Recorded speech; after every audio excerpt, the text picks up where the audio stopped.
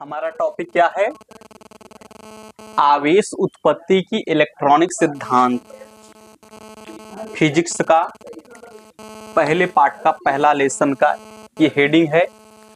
इसमें हम समझते हैं क्या आवेश की उत्पत्ति कैसे हुई है, उसका इलेक्ट्रॉनिक थियरी क्या है, इलेक्ट्रॉनिक कॉन्सेप्ट क्या है, उसके अकॉर्डिंग हम इस चीज को जानेंगे और उसके अकॉर्डिंग धीरे धीरे ये समझेंगे कि परमाणु संरचना क्या होती है, परमाणु में हमें कौन कौन से पार्ट पाए जाते हैं और परमाणु में कौन से पार्ट कहाँ पाए जाते हैं।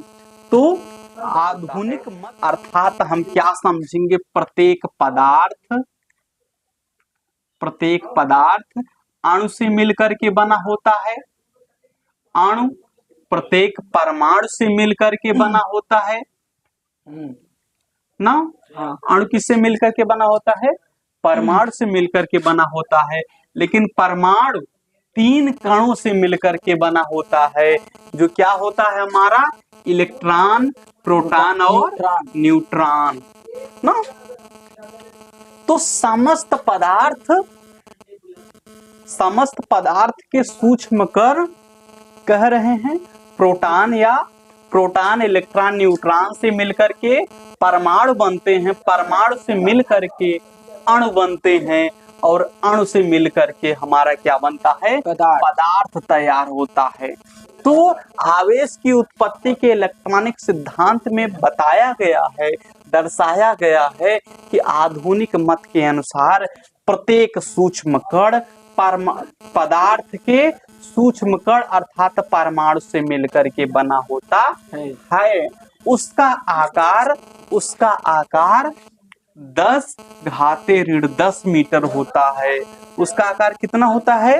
10⁻10 मीटर होता है और उसकी त्रिज्या 10⁻15 मीटर की कोटि का होता है। ठीक है ना? Yes sir. कोटि का होता है। कोटि मतलब जितना इधर है उतना ही इधर होगा। ठीक है ना? उसके बाद कह रहे हैं परमाणु के केंद्र में और परमाणु के नाभिक में उसके कोटि का एक ऐसा भाग जो प्रोटॉन होता है। परमाणु के केंद्र में अर्थात परमाणु के केंद्र में एक प्रोटॉन और न्यूट्रॉन से युक्त नाभिक होता है, जो प्रोटॉन और न्यूट्रॉन से मिलकर के बना होता है। प्रोटॉन का आवेश सदैव हमेशा धनात्मक होता है अर्थात पॉजिटिव होता है और न्यूट्रॉन हमेशा निगेटिव होता है। और उसके और नाभिक के चारों तरफ एक ऐसा कण अर्थात इलेक्ट्रॉन नाभिक के चारों तरफ हमेशा क्या करता है? चक्कर लगाता है। आधुनिक मत के अनुसार परमाणु की संरचना में बताया गया है कि प्रोटॉनों की संख्या सदैव इलेक्ट्रॉनों की कुल संख्या के बराबर होती है। अर्थात प्रोटॉनों की इलेक्ट्रॉनों की संख्या के बराबर होती है। अर्थात इसमें कुल बात कितना समझना है? 5-6 बात पकड़नी है।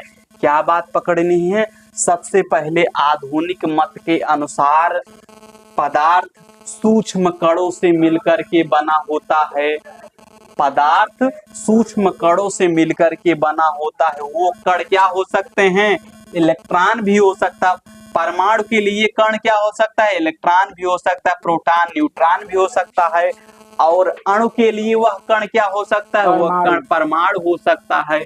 और पदार्थ के लिए वह कण क्या हो सकता है? वह सूक्ष्म कण अणु हो सकता है। अर्थात कह रहे हैं प्रत्येक पदार्थ सूक्ष्म कणों से मिलकर के बना होता है, जिसे परमाणु कहते हैं। परमाणु के चारों तरफ इलेक्ट्रॉन होता है तथा उसके बीच के केंद्रीय भाग में जहां उसका संपूर्ण द्रव्यमान अर्थात एटमॉस्फेयर अर्थात उसका द्रव्यमान केंद्रित होता है, वहीं पर उसका प्रोटॉन और न्यूट्रॉन भी स्थित होता है। और प्रोटॉन हमेशा सदैव इलेक्ट्रिक चार्ज के आधार पर पॉजिटिव होते हैं तथा उसके साथ साथ न्यूट्रॉन हमेशा सदैव परमाणु के उदासीन होते हैं। इसी के आधार पर इलेक्ट्रॉन जो होते हैं परमाणु की बाहरी कक्षाओं में हमेशा चक्कर लगाते रहते हैं। और दूसरी बात हमको क्या समझनी है, और इसका आकार क्या होता है अर्थात त्रिज्या क्या होती है, अर्थात परमाणु का आकार सदैव 10⁻10 मीटर की कोटि का होता है और इसकी त्रिज्या 10⁻15 मीटर की कोटि का होता है। अर्थात आधुनिक मत के अनुसार अर्थात सबसे बड़ा क्या होता है हमारा पदार्थ, पदार्थ से छोटा क्या होता है अणु होता है, अणु से छोटा क्या होता है 3 कण, अणु से छोटा परमाणु होता है, परमाणु के 3 कण होते हैं, इलेक्ट्रॉन होता है, प्रोटॉन होता है और न्यूट्रॉन होता है। इलेक्ट्रॉन अर्थात ईटा पर नाचे एक सूत्र होता है, ईटा पर नाचे, अर्थात इलेक्ट्रॉन की खोज किसने की थी टॉमसन ना, प्रोटॉन की खोज किसने की थी रदरफोर्ड, इसकी खोज किसने की थी रदरफोर्ड, और न्यूट्रॉन की खोज हमेशा चैडविक ने की थी। कौन किए थे चैडविक ना। इलेक्ट्रॉन की खोज टॉमसन, प्रोटॉन की खोज रदरफोर्ड, न्यूट्रॉन की खोज चैडविक ने किया था। इसके आधार पर हम समझ सकते हैं कि अब इसकी उत्पत्ति का इलेक्ट्रॉनिक सिद्धांत का मूल कॉन्सेप्ट परमाणु की संरचना से ही निकल करके आता है।